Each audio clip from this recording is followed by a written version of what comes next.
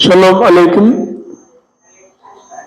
దేవుని పరిశుద్ధమైన నామానికి స్తోత్రాలు. ఉదయకాలం చేరవచ్చిన మీకందరికి కూడా తండ్రి అయిన దేవుని నుండి, ప్రభువును రక్షకుడైన యేసుక్రీస్తు నుండి కృపయు సమాధానం మెండుగా కలుగునుగాక. క్రీస్తునందు ప్రియమైన వారులారా, ఈ మే మాసం 3వ ప్రభు దినమందు మనం దేవుని సన్నిధిలో కూడుకొని ఉంటున్నాం. అందును బట్టి దేవునికి స్తోత్రాలు చెల్లిస్తుంటున్నాం. దేవుడిచ్చిన పరిశుద్ధ దినం మనకెంతో ఆశీర్వాదకరమైనటువంటి దినం. అందును బట్టి దేవునికి వందనాలు. మనకు పండుగలు జరుపుకుంటాం కదా, క్రిస్మస్, ఈస్టర్, ఇంకా చాలా అనేక రకాలైనటువంటి పండుగలు మనం జ్ఞాపకం చేసుకుంటాం. యూదుల పండుగల గురించి మనం ధ్యానించాం. మనము కృత నిబంధనలో ఉన్న క్రిస్మస్, తర్వాత ఈస్టర్, క్రీస్తు తిరిగి లేచిన పునరుద్ధాన దినాన్ని మనం జరుపుకుంటాం. క్రీస్తు జీవితంలో జరిగిన ప్రతి సంఘటన, యేసు చేసిన ప్రతి కార్యం కూడా మనకెంతో ఆశీర్వాదకరమైంది. యేసు జన్మించాడని మనం సంబరాలు జరుపుకుంటాం. యేసు మన కొరకై తిరిగి లేచాడని ఈ లోకానికి మనము ప్రకటిస్తూ పునరుద్ధాన దినాన్ని మనం జరుపుకుంటాం. అయితే ఒక దినాన్ని మనం జరుపుకోవటం లేదు. ఈ సంఘాలు మర్చిపోయినాయి. Church has forgotten to celebrate a day. What is the day? Day of ascension అంటారు. మీరు రాసుకోవచ్చు. డే ఆఫ్ అసెన్షన్, ఆరోహణ దినము. యేసు పరలోకమునకు ఆరోహణమై వెళ్ళినటువంటి దినము ఈ సంఘాలు మర్చిపోతున్నాయి. మెయిన్ లైన్ సంఘాలు కొన్ని మాత్రమే జరుపుకుంటున్నాయి, కానీ నేటి సంఘాలలో ఆ క్రమాన్ని పాటించటం లేదు. క్రిస్మస్కి ఒక క్రమం ఉంటుంది, లెంట్ డేస్కి ఒక క్రమం ఉంటుంది, గుడ్ ఫ్రైడేకి ఒక క్రమం ఉంటుంది, తర్వాత ఈస్టర్ జరుపుకోవటానికి ఒక విధానం ఉంటుంది. కానీ ఆ తర్వాత జరిగిన సంఘటనలు సంఘం మర్చిపోతుంది. ఏదో ఒక ప్రసంగం తీసుకొని ఏదో ఒకటి బోధించడం మాత్రమే చాలా మందికి అలవాటైపోయింది. ప్రతి ఆదివారము క్రిస్టియన్ క్యాలెండర్ ప్రకారం ఒక అంశాన్ని బోధించాల్సిన ఆవశ్యకత ఉంటుంది. ఇదే బహిరంగ సభ అనుకోండి, రక్షణ సువార్త ప్రకటించాలి. ఇంకేదైనా మామూలు కూడికలు అనుకోండి, అప్పుడు అక్కడ ఉన్నటువంటి సందర్భానుసారమైనటువంటి బోధ అక్కడ జరిగించాలి కదా. బర్త్డేకి పోయి ఒక డెత్ డే గురించినటువంటి సందేశం ఇస్తే ఎట్లుంటుంది? చాలా దారుణంగా ఉంటుంది. అలాగా ఏ దినమందు ఏది జరిగించుకోవాలి, ఏది ధ్యానించాలి అని తెలియని సంఘాలుంటే సంఘానికే ప్రమాదం. దేవుని సంఘం, ఉదయకాలం మనం ఒక పండుగను మనం జ్ఞాపకం చేసుకుంటున్నాం. It's a celebration. యేసు ఆరోహణుడయ్యాడు అనేటటువంటి ఆ సంఘటన ధ్యానించాల్సిన ఆవశ్యకత ఉంది.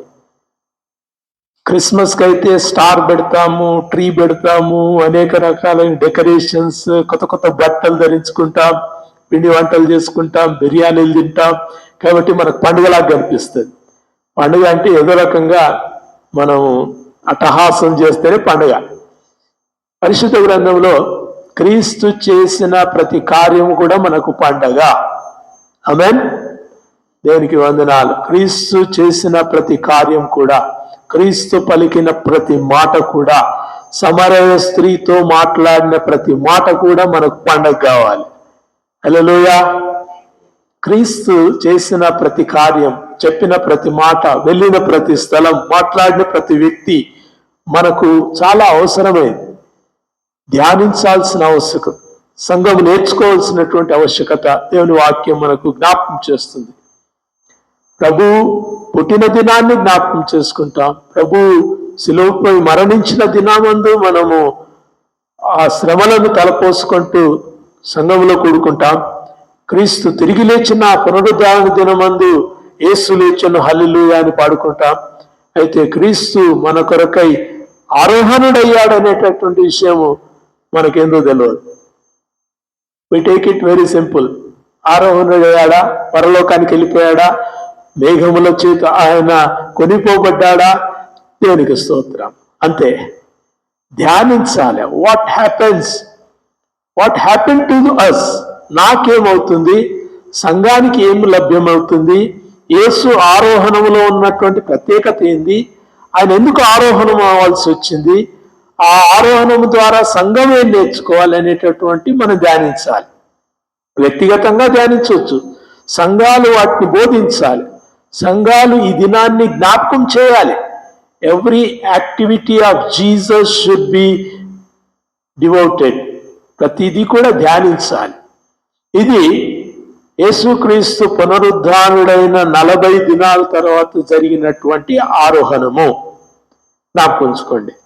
40 days అంటే మనకు రిజరెక్షన్ డే మొదలుకొని 40 days మనం మొన్న లెక్క పెట్టుకుంటే May 14th వచ్చింది. May 14th was the day of ascension. Day of ascension చాలా పెద్ద పెద్ద క్యాథెడ్రల్స్, మంచి ఒక సిస్టమ్ను పాటించేటి ఒక విధానంతో సంఘాలను నడిపించుకునేటటువంటి వాళ్ళు ఈ డేని సెలబ్రేట్ చేశారు. Celebration does not mean eating and drinking, తిని తాగటం సెలబ్రేషన్ కాదు. దేవుని సన్నిధిలో కూర్చుకొని ఆ సంఘటన ఏంటి, అది ఎందుకు జరిగింది, దాని ద్వారా మనకు ఏ రకమైనటువంటి ఆశీర్వాదం దొరుకుతుంది, మనం ఏం నేర్చుకోవాలి అనేటటువంటిది సంఘాలు నేర్చుకుంటే చాలా మంచిది. సో ఉదయకాలం మనము డే ఆఫ్ అసెన్షన్ తర్వాత ఉన్నటువంటి 3వ దినమందు ఉన్నాం. May 14th was the day of ascension. మీరు ఈ సంవత్సరం క్యాలెండర్ చూస్తే సరిగ్గా యేసుక్రీస్తు 2000 సంవత్సరాల క్రితం చనిపోయిన క్యాలెండర్కే సమానంగా ఉంటుంది. April 3 AD 33, April 3 AD 33 ప్రభువు చనిపోయినటువంటి శిలువపై మరణించినటువంటి దినం. మనకు కూడా గత నెల April 3, 2026 మనకు గుడ్ ఫ్రైడే వచ్చింది. ప్రభు శిలువలో మరణించిన ఆ యొక్క శిలువ శ్రమలను ధ్యానించుకునేటటువంటి దినం, ఆ దినం అందే మనం జ్ఞాపకం చేసుకున్నాం. అలాగా వీ రిమెంబర్ దోస్ డేస్. డేలను బట్టి ఏం కాదు, కానీ ప్రభు చేసిన కార్యాలను బట్టి మనకెంతో దీవెన, మన జీవితాలకు ఎంతో ఆశీర్వాదం. మనం నేర్చుకోవాల్సిన చాలా ఉన్నాయి.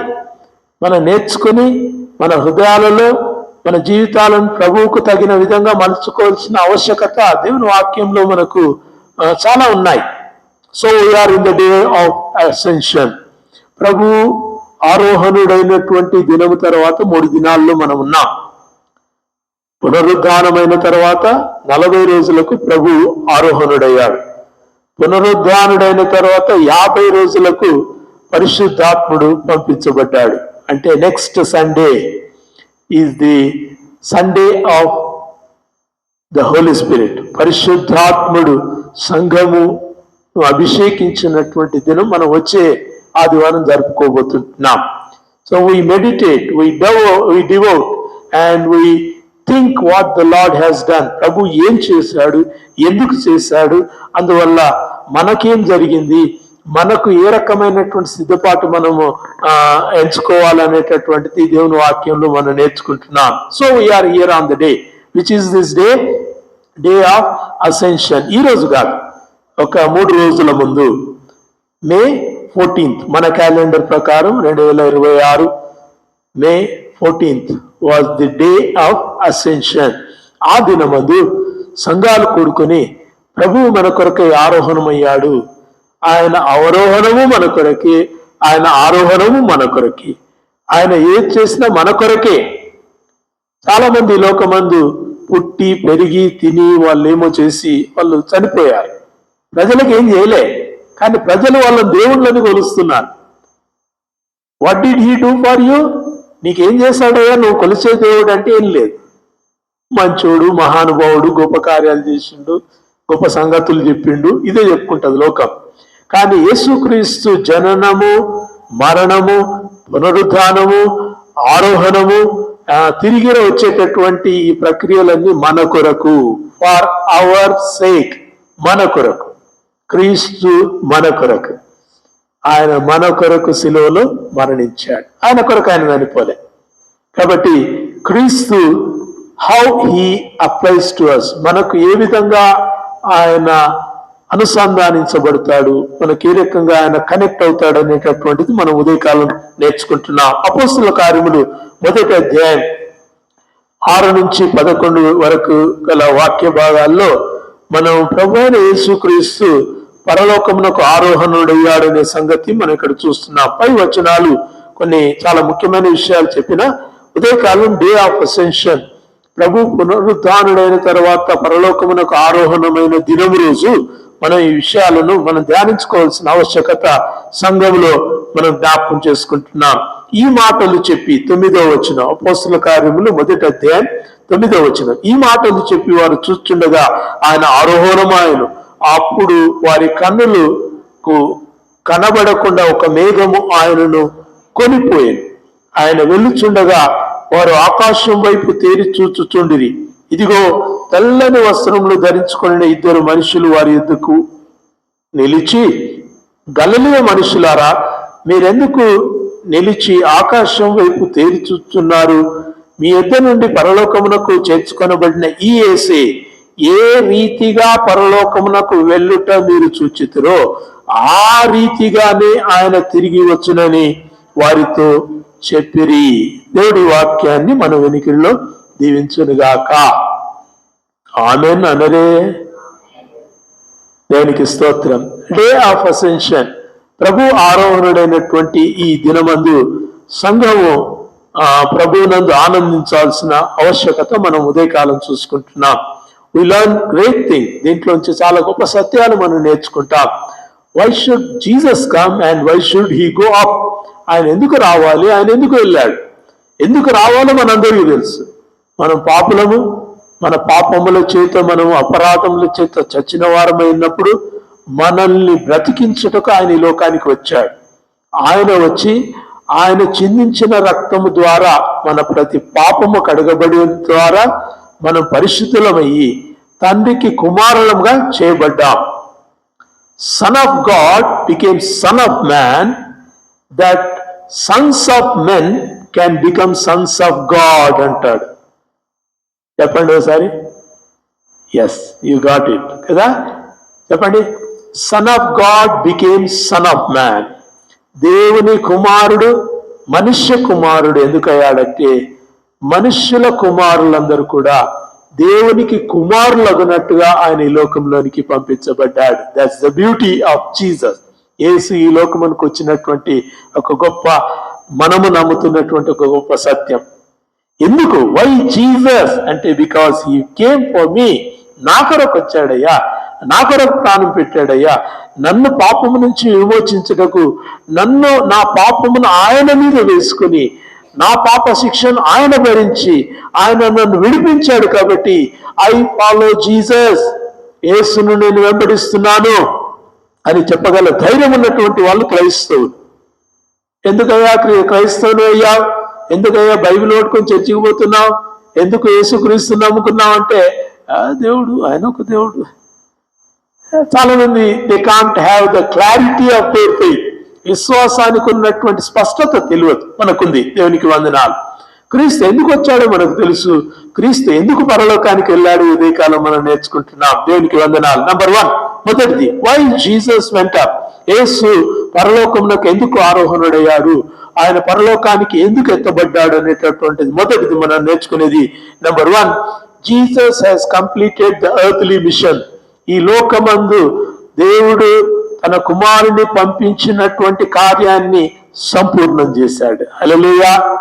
ఆయన లోకమునకు ఎందుకు వచ్చాడు, దాన్ని పరిపూర్ణంగా నిర్వర్తించాడు. He finished his work on this earth. ఈ లోకమందు ఆయన సంపూర్ణంగా నెరవేర్చాడు.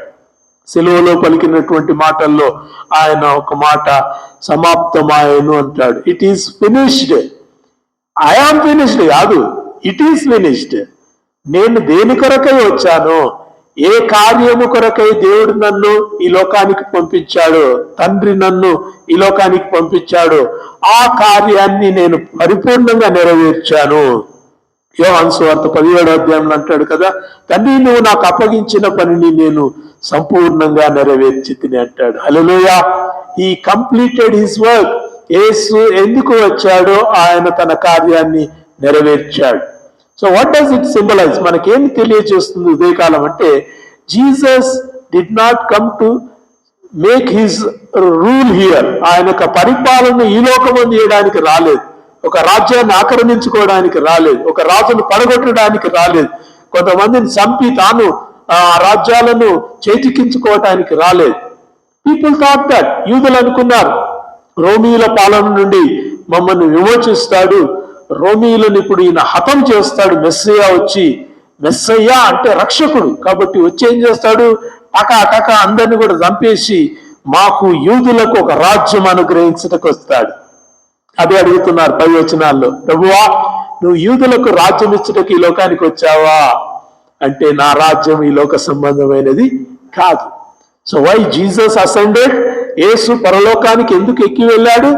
That his kingdom does not relate to this world. ఈ లోక సంబంధమైనది ఆయన రాజ్యం కాదు, అది పరలోక సంబంధమైనది, తండ్రితో ఉండేటటువంటి శాశ్వత రాజ్యం, నిత్య రాజ్యం, నిత్య జీవపు జలము, నిత్య జీవాహారం ఉండేటటువంటి ఆ పరలోకపు స్థలమునకు ఆయన వెళ్ళిపోతున్న విషయము మనకు ఉదయకాలం వీటన్నిటిని కూడా జ్ఞాపకం చేస్తుంది. Why did he go? That this is not permanent, that is permanent. ఈ లోకం శాశ్వతమైంది కాదు, ప్రభుతో తండ్రితో ఉండేటటువంటి ఆ లోకం శాశ్వతమైంది. నేను అక్కడికి వెళ్ళుచున్నాను, మీరు కూడా అక్కడికి రావాలని ప్రభువు మనకు సందేశాన్ని ఇస్తూ ఆయన పరలోకానికి ఆరోహణుడయ్యాడు, కొనిపోబడ్డాడు. ఆయన కొనిపోబడ్డాడు, మేఘముల చేత ఆయన పైకి ఎత్తబడ్డాడు. Jesus was lifted up. యేసు పరలోకమునకు ఎత్తబడ్డాడు. దేవుని సంగమా, ఈ లోక రాజ్యం దేవుడు మనకి ఇవ్వలేదు. ఈ లోక సుఖాలు, లోక వైభవాలు, లోకములో ఉన్నటువంటి అందచందాలను దేవుడు మనకి ఇవ్వలేదు. దేవుడు మనకు పరలోక సౌందర్యాన్ని ఇచ్చాడు, ఆత్మ సౌందర్యాన్ని ఇచ్చాడు, ప్రభుతో ఉండేటటువంటి ఆ గొప్ప మహిమను మనకి ఇచ్చాడు. తండ్రితో కూడా ఉండుట, మహిమపరచబడేటటువంటి ఆ గొప్ప స్థాయిని దేవుడు మనకు ప్రామిస్ చేశాడు. ప్రభు అన్నాడు కదా, నేను తండ్రితో కూడా మహిమపరచబడుతున్నాను, మీరు కూడా నాతో వస్తారు. యు కమ్ విత్ మీ, మీరు నాతో కూడా పరలోకమునకు రానున్నారు అన్నట్టుగా ప్రభు చెప్పాడు. అపోస్తల కార్యం 2వ అధ్యాయం 33వ వచనం దయచేసి చూడండి. 2వ అధ్యాయం 33వ వచనం. కాగా ఆయన దేవుని కుడి పార్శ్వమునకు హెచ్చింపబడి పరిశుద్ధాత్మను గూర్చిన వాగ్దానమును తండ్రి వలన పొంది మీరు చూచుచు వినుచున్న దీనిని కుమరించి ఉన్నాడు. పరలోకానికి ప్రభు ఎందుకు ఆరోహణుడయ్యాడు? ఏం నేర్చుకుంటున్నాం? దేవుని కుడి పార్శ్వమునకు హెచ్చించబడటకు ఆయన కొనిపోబడ్డాడు. హల్లెలూయా. మృతి నుండి మృతులలో ఉంట కాదు. ఈ లోకంలో అనేక మంది మహానుభావులు, మతస్థాపకులు, ఫిలాసఫర్స్, చాలా సైంటిస్ట్ అందరూ కూడా మృతి నుండి సమాధుల్లో ఉన్నారు. కానీ సమాధిని గెలిచి తిరిగి లేచిన ప్రభు ఆ ఖాళీ సమాధిని మనకు నేటి వరకు కూడా తెరిచి ఉంచిన ఆ సమాధిని చూయించి ఆయన పరలోకమునకు ఆరోహణుడైపోయాడు. 40 దినాలు ఆయన శిష్యులతో ఉన్నాడు. ఆయన అనేకులకు అగుపడ్డాడు. ఒక శిష్యునికి, 2 శిష్యులకు, 4 శిష్యులకు దాదాపు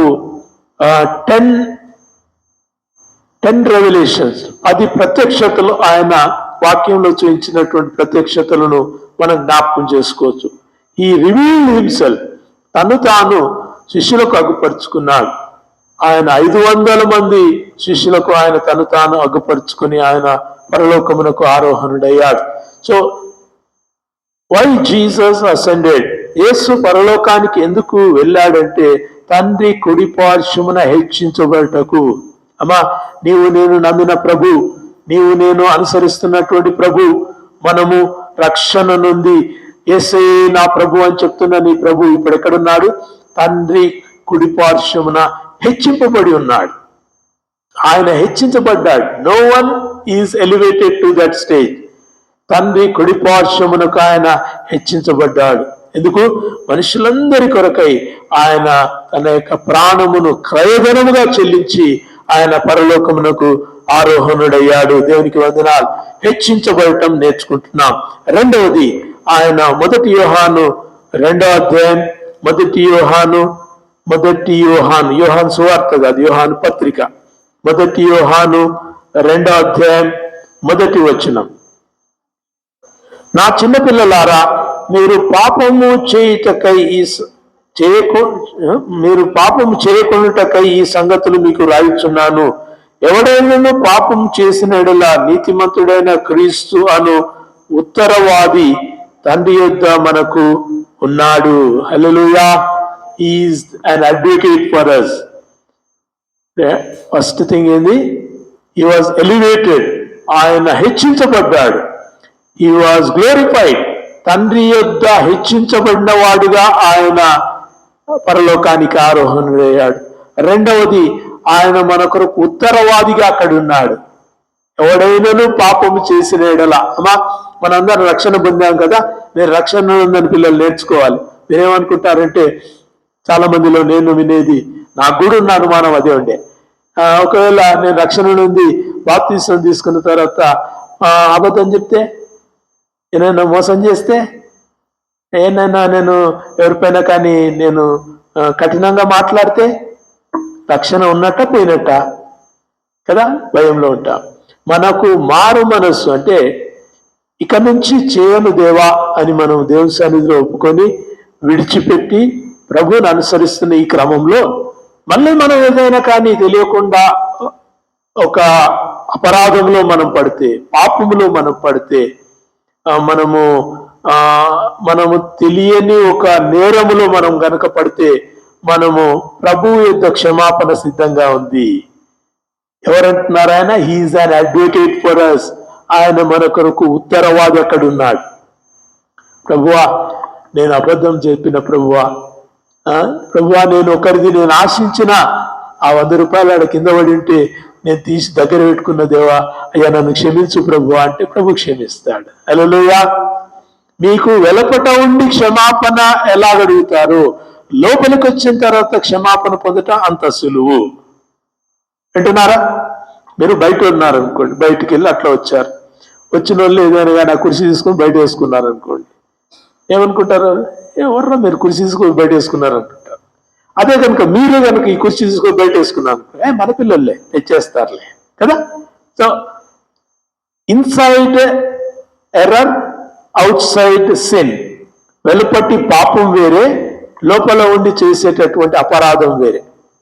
ప్రియదేవుని బట్టి చేయాలని కాదు, ఒకవేళ పొరబడి కనుక చేస్తే మన కొరకు ఒక ఉత్తరవాది అక్కడ ఉన్నాడు. He is an advocate there. He would plea for us. ఆయన తండ్రి యొద్ద మన కొరకై విజ్ఞాపన చేస్తున్నాడు. ప్రభువా, తెలియకుండా అబద్ధమాడింది ప్రభువా, ఆ పాపను క్షమించు. తెలియకుండా తనదని తీసుకున్నది ప్రభువా, ఆ అబ్బాయిని క్షమించు. మన కొరకు ఉత్తరవాది ఉన్నాడు. He advocates. అడ్వకేట్ తెలుసా ఏం చేస్తాడు?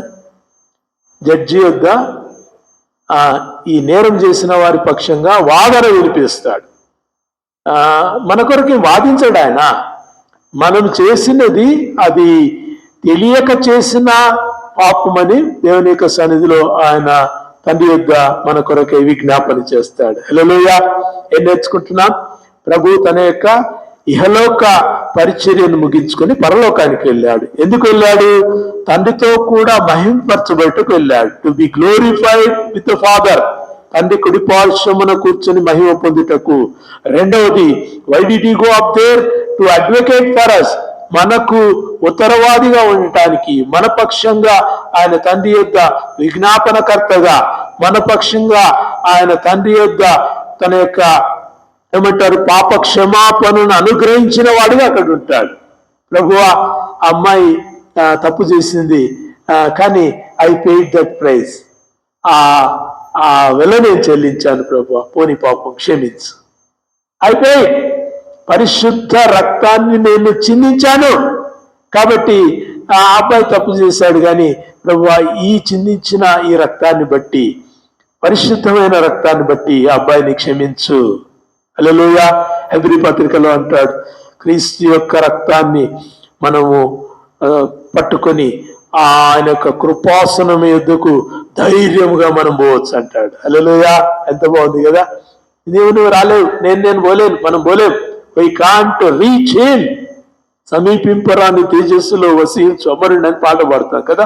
తిమోతి పత్రికలో అపోస్తలుడైన పౌలు రాశాడు. అసలు పోలేం మనం. యూ కాంట్ నియర్ హిమ్, ఆయన దగ్గరికి పోయే అవకాశమే లేదు. అయితే క్రీస్తు యొక్క రక్తం, పరిశుద్ధ రక్తం చేతబట్టుకొని నువ్వు గనక అట్లా నడుచుకుంటూ పోతే గాడ్ విల్ యాక్సెప్ట్.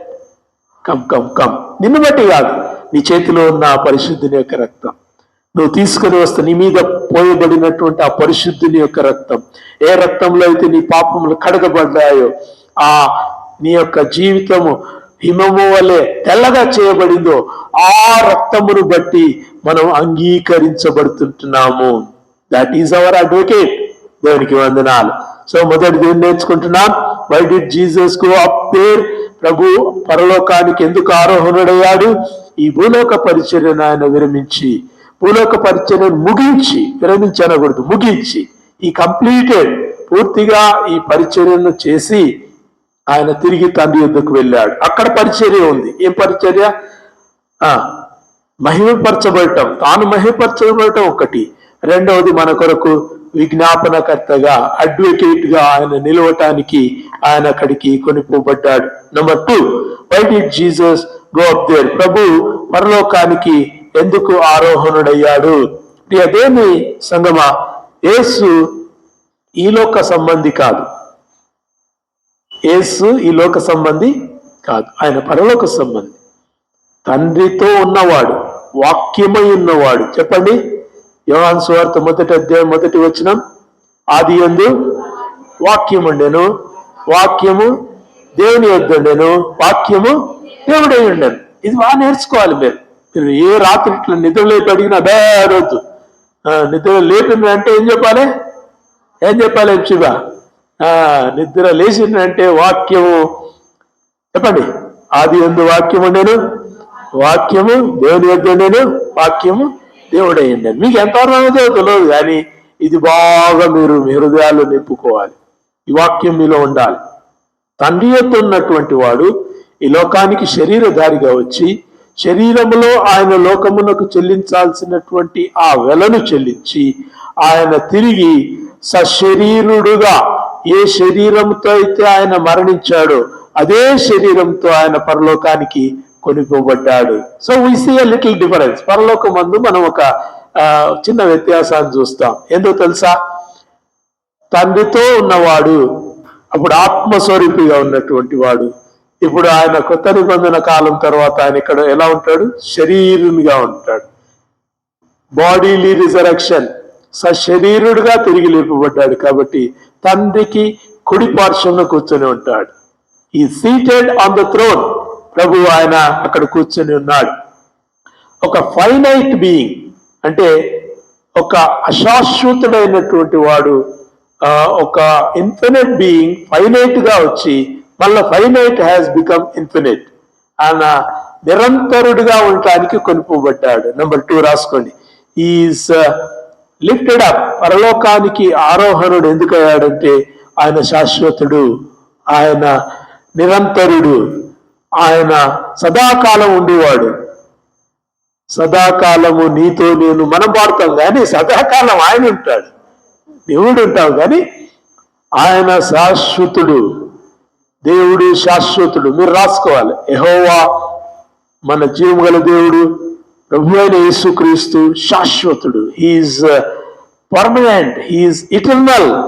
ఆయన శాశ్వతుడు. ఆయన మరణమును జయించి తిరిగి లేచాడు. ప్రథమ ఫలముగా ఆయన పరలోకానికి కొనిపోబడ్డాడు. ఫలం అంటే ఏమనుకుంటాం చెప్పండమ్మా? మీ ప్రథమ ఫలము మందిరానికి తేవాలంటే ఏమంటారు మీరు? మీకున్న జామ చెట్టుదో లేకుంటే ఏదైనా కానీ మొదటి పంటను మందిరానికి తీసుకొస్తారు. అది మీరు చెల్లించే ప్రథమ ఫలం. కానీ బైబిల్ చెప్పిన ప్రథమ ఫలము పునరుద్ధానము, నాట్ ఆఫరింగ్. పునరుద్ధానం. మృతులలో ప్రథమ ఫలము యేసుక్రీస్తు. హల్లెలూయా. అందుకే ప్రథమ ఫలముల పండగ అని యూదులు జరుపుకుంటారు. మనమేమో పునరుద్ధాన దినం అని మనం జరుపుకుంటాం. యూదులు అదే దినాన్ని ప్రథమ ఫలముల పండగ అని జరుపుకుంటారు. వాళ్ళు ఏం చేస్తారు? అదే మనం అన్నట్టే, మొదటి పంటను, మొదటి ఖాతాను, మొదటి పిల్లలను వారు దేవుని యొక్క సన్నిధికి తీసుకుని వచ్చి దే సరెండర్, దేవునికి అర్పిస్తారు. మొదటి పంట, అయ్యా నాకు ఒక 10 సంచుల వడ్లు పండినాయి, ఇదిగో నా మొదటి పంట అని దేవుని యొక్క సన్నిధికి తీసుకుని వస్తారు, మొత్తం తీసుకొస్తారు. రెండవ ఖాతా వాళ్ళది. ప్రథమ ఫలం అంతా కూడా దేవుంది, రెండవ ఖాతా అంతా కూడా వాళ్ళది. అర్థమవుతుందా? ప్రథమ ఫలము అంటే మీ ప్రథమ సంతానం కూడా దేవుందే. హల్లెలూయా. మీ ప్రథమ సంతానం, ద ఫస్ట్ బోర్న్, మొదట పుట్టినవాడు దేవుని యొద్దకు తీసుకుని వస్తారు. ఇశ్రాయేలులందరూ కూడా దేవుని యొక్క సన్నిధిలో నిలబెడతారు. తెలుసా? They surrender him. ప్రభువా, వీడు నీ కొరకు పనిచేస్తాడు, ఈ అమ్మాయి నీ కొరకు నేను అర్పిస్తున్నాను. వాళ్ళు మహాప్రవక్తనులయ్యారు, మహాదైవజనులయ్యారు, మహాయోధులయ్యారు, బలిష్ఠులయ్యారు. యుద్ధమందు గెలిచి వాళ్ళు దేవుని మహిమపరిచారు. ప్రథమ ఫలము, అప్పుడే ఆశీర్వాదం ఇంట్లో. ప్రథమ ఫలము దేవుని యొద్దకు రాకపోతే, ప్రథమ పంట దేవుని యొద్దకు రాకపోతే ఆశీర్వాదం ఉండదు. నేను ఒకటి నేర్చుకున్నాను, మీరు కూడా నేర్చుకోండి, చాలా బాగుంది. ఆయన ఏమంటాడంటే, God blesses the portion that you bring to him. మీరు ఏ భాగాన్ని దేవుని యొద్దకు తీసుకొస్తారో ఆ భాగమే దీవించబడుతున్నాడు. నాకు మొదలు భయమైంది. మీరు ఏ భాగాన్ని దేవుని యొద్దకు తీసుకొస్తారో ఆ భాగమే మీకు దీవించబడుతుంది. దేవుడు అంత అడగలేదు, మీ 10వ భాగం అడిగాడు. నీ 10వ భాగము దేవుని యొద్దకు తీసుకుని రమ్మని ప్రభు ఖండితంగా ఆజ్ఞాపించాడు. మీరు 10వ భాగం తీసుకొస్తే, ఉదాహరణకు మీకు ఒక 10,000 రూపాయలు అనుకోండి, 10,000 రూపాయలు మీ జీతం. మీ 10వ భాగం ఎంత? 1,000 రూపాయలు. 1,000 రూపాయలు తీసుకుని వస్తే ఆ 10,000 దీవించబడతాయి. మీరు 500 తీసుకుని వస్తే ఎంత దీవించబడుతుంది చెప్పండి? చెప్పండి, లెక్కలు వస్తాయా? చెప్పండి. 1,000 రూపాయలు, 10,000లో 1,000 రూపాయలు తెస్తే 10,000 దీవించబడుతుంది. 1,000 రూపాయల్లో 500 తీసుకొస్తే 500 దీవించబడతాయి. 1,000 రూపాయలు 10 రూపాయలు తెస్తే 100 రూపాయలు దీవించబడతాయి. అందుకే వీఆర్ ఇన్ డెఫిసిట్. క్రైస్తవులు ఎందుకు ఏమంటారు ఆ ఇరుకులో పడుతున్నారు, ఆర్థిక చిక్కుల్లో పడుతున్నారంటే, దేవుని లెక్క దేవునికి ఇస్తలేం కాబట్టి దేవుడు మన లెక్క మనకు ఇస్తలేడు. మీరు ఏ కొలతతో కొలుస్తారో అదే కొలతతో కొలుస్తానంటాడు. ఏ కొలతతో కొలుస్తున్నాం? 10,000 రూపాయలు ఉంటే 10 రూపాయలు, 100 రూపాయలు వేస్తున్నాం. 100 రూపాయలు ఇస్తే 1,000 రూపాయలు దీవించబడతాయి, 10 రూపాయలు ఇస్తే 100 రూపాయలు దీవించబడతాయి, 500 ఇస్తే 5,000 దీవించబడతాయి, 1,000 రూపాయలు ఇస్తే 10,000 దీవించబడతాయి. ఏ దీవెన కావాలి? You see. ఆయన అన్నాడు, మీరు పరీక్షించండి అన్నాడు. You test me and see. నాకిచ్చి మీరు శోధించమని చెప్పాడు. మనమే ముందే మనమే ఏమంటారు క్యాలిక్యులేట్ చేసుకుంటాం, ఇంత సరిపోతులే, ఉన్నదే 10,000, దాంట్లో మనం 1,000 రూపాయలు ఇస్తే మనకెట్లా బతుకు అంటే, నీకు నువ్వు బతకాలని చూసుకుంటే బతుకంటాడు, నో ప్రాబ్లం, అది కూడా నేను తీసుకుపో, నాకేమవుతుంది, టేక్ ఇట్. దేవుని బిడ్డలారా, దేవుని యొక్క వాక్యంలో మనం ప్రభు ఆయన పరిపూర్ణుడు అని మనం నేర్చుకుంటున్నాం. ఎఫెసీయులకు రాయబడిన పత్రిక 3వ అధ్యాయం, త్వరగా చూడండి. ఎఫెసీయులకు రాయబడిన పత్రిక 3వ అధ్యాయం 17వ వచనం. ఎఫెసీయులకు రాయబడిన పత్రిక 3వ అధ్యాయం 17వ వచనం. 17, 18 అని కలిసి ఉన్నాయి కదా. అయితే పైన చూద్దాం. మీ అంతరంగ పురుషుని యందు శక్తి కలిగి ఆయన ఆత్మ వలన బలపరచబడినట్లుగా క్రీస్తు మీ హృదయంలో విశ్వాసము ద్వారా నివసించున్నట్లుగాను తన మహిమైశ్వర్యం చొప్పున మీకు దయచేయవలననియు మీరు దేవుని సంపూర్ణత యందు పూర్ణులగునట్టుగా ప్రేమయందు వేరుపారి స్థిరపడి సమస్త పరిశుద్ధులతో కూడా దాని వెడల్పు, పొడుగు, లోతు, ఎత్తు ఎంతో గ్రహించుకొనుటకు జ్ఞానమునకు మించిన క్రీస్తు ప్రేమను తెలుసుకొనుటకును తగిన శక్తి గలవారు కావాలనని ప్రార్థించుచున్నాను. ఇంకా మీకు ఎంత శాతనైతే అంత ఇంటికి పోయి ధ్యానించండి. ఇట్స్ నాట్ ఇంతగా చెప్పడం ఇప్పుడు కాదు. ఒకటే ఒక 3 వచనాలు కలిసి ఉన్నాయి. వాక్యం చూడాలి. Don't look at them. వాక్యం చూడండి. క్రీస్తు మీ హృదయములలో విశ్వాసము ద్వారా, చెప్పండి, విశ్వాసము ద్వారా ఏం చేయాలంట చెప్పండి. అక్కడ ఉన్న పదము, లేకుంటే మీకు వచ్చిన పదమాన్ని యాడ్ చేయండి. విశ్వాసము ద్వారా నివసించునట్లును, టు డ్వెల్ ఇన్ యూ. హల్లెలూయా. ఎందుకు ఆరోహణుడయ్యాడమ్మా? ప్రభు ఎందుకు ఆరోహణుడయ్యాడు చెప్పండి. క్రీస్తు విశ్వాసం ద్వారా మనలో నివసించినట్లుగా ఆయన ఆరోహణుడయ్యాడు. ఏమవుతుంది చెప్పండి? అంతవరకు యేసు ఉన్నంత వరకు బాగుంటారు. యేసు లేదంటే చేపలు పట్టుకొని పోతారు ఈ జనులు కదా. యేసు కనబడతలేడు, పునరుద్ధానుడయ్యాడు. మాకు కనబడ్డాడు, తోమకు కనబడ్డాడు, స్త్రీలకు కనబడ్డాడు, ఇంకా ఇతరులకు కనబడ్డాడు, అందరికీ కనబడ్డాడు. సంతోషమే. కానీ ఇప్పుడు ఏం చేయాలి? చేపలు పట్టుకొని పోదంపా. పేతురు నేను చేపలు పట్ట పోదును అంటే మిగతా వాళ్ళంతా కూడా మేము కూడా పడతామంటున్నారు. ఎంత భయంకరం కదా. అంటే చేపలు పడటం భయంకరం కాదు. పేతురు అంటే ఆయన జాలరి బెస్తవాడు కాబట్టి చేపలు పట్టుకొని పోయిండు. అందరూ వాళ్ళు కారు కదా. మత్తయేమో సుంకం వసూలు చేసేటోడు కదా. ఒక్కొక్కరు ఒక్కో వృత్తి కలిగిన వాళ్ళు. పేతురు సహోదరులు తప్ప మిగతా వాళ్ళందరికీ కూడా ఫిషింగ్ తో సంబంధం లేదు.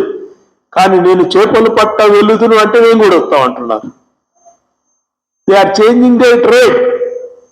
నేను సుంకం వసూలు చేయడానికి పోతాను, మత పోవచ్చు కదా. నేను ఇంకొక పని చేస్తానని నతానీలు పోవచ్చు కదా. లేదు, పేతురు నేను చేపలు పట్ట వెళుదును అంటే అందరు చేపలు పట్టడానికి పోతాం, మేము కూడా వస్తాం అంటున్నారు. అంటే దే డోంట్ హ్యావ్ ఒకేషన్. ఒక పని లేదు వాళ్ళకు.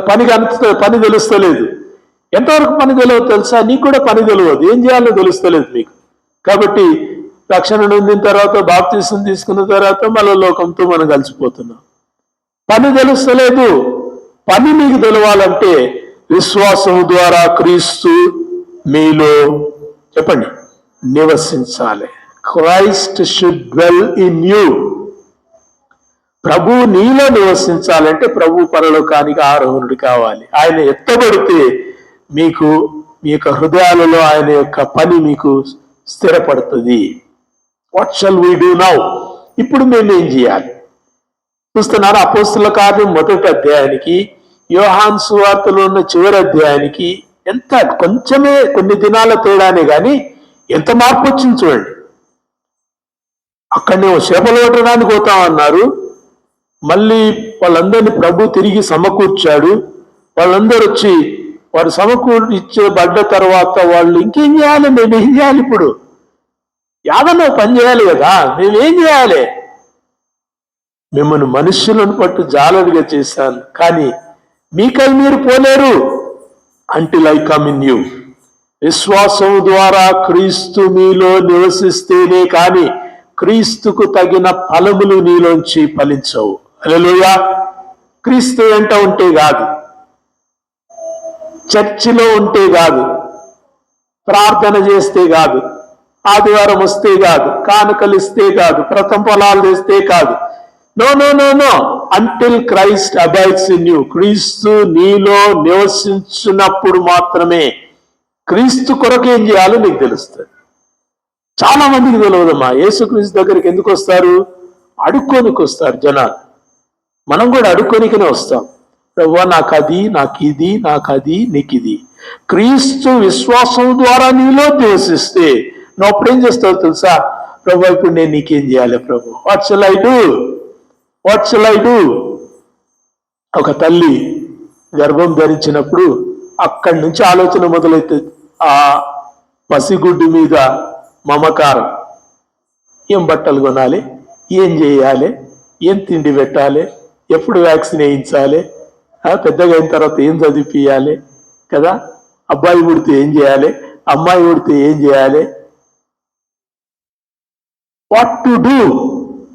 సంగమా, క్రీస్తుకు నువ్వేం చేస్తావు? క్రీస్తుకు నువ్వేం చేయాలంటే ఇవి మనం చేసేవన్నీ నాటకాలు, బూటకాలు, ఇవన్నీ కూడా ఇవన్నీ వస్తుంది.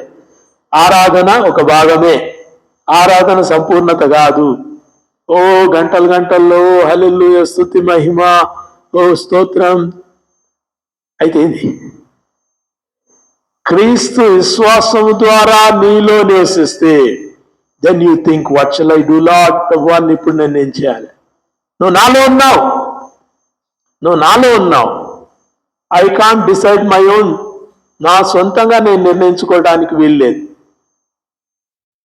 నీవు నా పక్షంగా నిర్ణయించాలి కదా.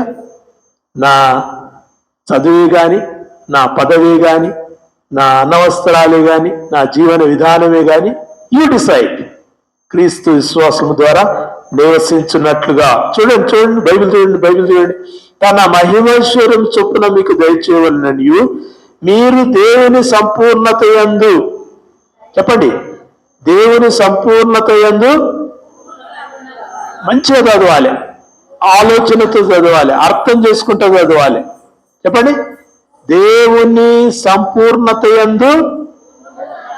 ఆగండి. ఇప్పుడు పూర్ణులుగా అయినట్లా కానట్లా?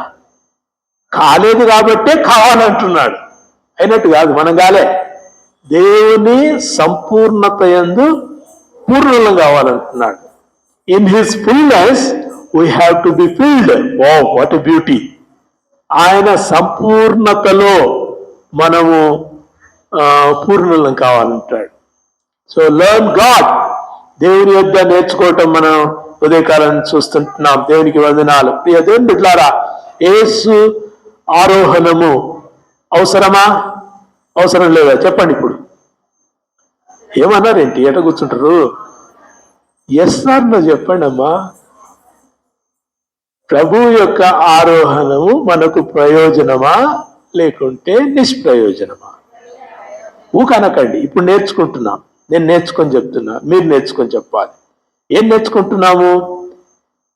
ఎప్పుడూ ప్రభు దగ్గరకు వచ్చి అయ్యా ఇది దేవా, అది దేవా, ఇట్లీ దేవా, అట్లీ దేవా, ఉద్యోగం ఇదేవా, సద్యోగం ఇదేవా అని అడుక్కునే మనం ఏం చేస్తున్నామంటే, విశ్వాసం ద్వారా క్రీస్తు మనలో నివసించినప్పుడు దేవుని యొక్క సంపూర్ణతలో దేవుని యొక్క సంపూర్ణతలో పరిపూర్ణంగా దేవుని యొక్క సంపూర్ణతలో పూర్ణుల పదాలు చాలా జాగ్రత్త పడాలి.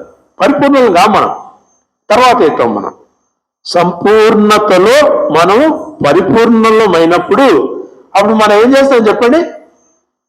ఓ ఆస్క్ గాడ్, ప్రభువా నేనేం చేయాలి? What shall I do? నేను రక్షణ పొందుటకు నేనేం చేయాలని ఆ రోమాస్ ఎవరు సహస్రాధిపతి అడిగాడు కదా. అపోస్తలుడైన పౌలు, శీలలు వాళ్ళు చెరసాలలో ఉండి పాటలు పాడుతుంటే, పాట పాడతాం కదా. ఏం పాట పాడతాం? పౌలు శీలలు ప్రార్థించగా చెరసాల గ్రంథాలయ బల పాడతాం. కానీ దాన్ని ఇంకా కొంచెం డీప్గా అర్థం చేసుకోవాలి. మనం పాడతాం, మంచిది, సంతోషం, తప్పేం లేదు. కానీ కొంచెం డీప్గా అర్థం చేసుకుంటే, అరే పౌలు శీలలు పాడితే చెరసాల బద్దలైన ఆడికే ఆగుతాం మనం. కానీ చెరసాల బద్దలైన తర్వాత ఆ జైలు అధికారి వచ్చి ఏమంటాడు? నేను రక్షణ పొందుటకు ఏం చేయాలంటాడు. విశ్వాసం ద్వారా క్రీస్తు చేత నింపబడ్డప్పుడు యువర్ క్వశ్చన్స్ విల్ చేంజ్. నీ ప్రశ్నావళి మారుతుంది. అసలు నీట్ పేపర్ లీక్ అయిందంట కదా, మళ్ళీ కొత్త పేపర్ వస్తుందంట కదా, మళ్ళీ అవే ప్రశ్నలు వస్తాయా? ఏ ప్రశ్నలు వస్తాయి? అవో ఇంకా కొంచెం లెవెల్ హైలో వస్తాయి కదా. ప్రభు దగ్గరికి వచ్చినప్పుడు మనం అడుక్కునే తీరు పోతుందమ్మా. సంపూర్ణులుగా ఉన్న మనము పూర్ణులమవుతున్నప్పుడు మన యొక్క ప్రశ్నలు మారుతాయి. మన సిలబస్ మారుతుంది. అవునా? సిలబస్ మారుతుందా? మారుతుంది కదా. 10th లో ఉన్న సిలబస్ ఇంటర్కి వచ్చేసరికి మారుతుంది. ఇంటర్ నుంచి పైకి వస్తే ఇంకా సిలబస్ ఇట్ బికమ్స్ నారోస్ డౌన్. ఒక ఏరియాకి తీసుకుపోతారు అక్కడ కదా. అది మోకాళ్ళ నొప్పులు అంటారు కదా. మోకాళ్ళ నొప్పులు అంటే అందరు రిమటాలజీ అనుకుంటారు, ఆర్థోపెడిషియన్స్ దగ్గరికి పోతారు. ఆడికి పోయిన తర్వాత ఇంకా న్యూరాలజీ, ఇంకా ఏమేమో అంటే ద ఇంటర్నల్ ఏమంటారు డివిజన్స్ చాలా ఉంటాయి. దేవుని బిడ్డలారా, క్రీస్తు ఎద్దుకు వచ్చినప్పుడు, సంపూర్ణత కలిగినటువంటి దేవుని ఎద్దుకు వచ్చినప్పుడు, పూర్ణులమైతున్నప్పుడు మనం ప్రభు చేత నింపబడుతున్నప్పుడు, అర్థమవుతుందా? ప్రభు చేత నింపబడుతున్నప్పుడు ఈ రోమా ఆ చెరసాల అధికారిలాగా అడుక్కోవడానికి రారు. ఒకవేళ మనమే ఉన్నాం అనుకోండి, చెరసాల అధికారిగా మనం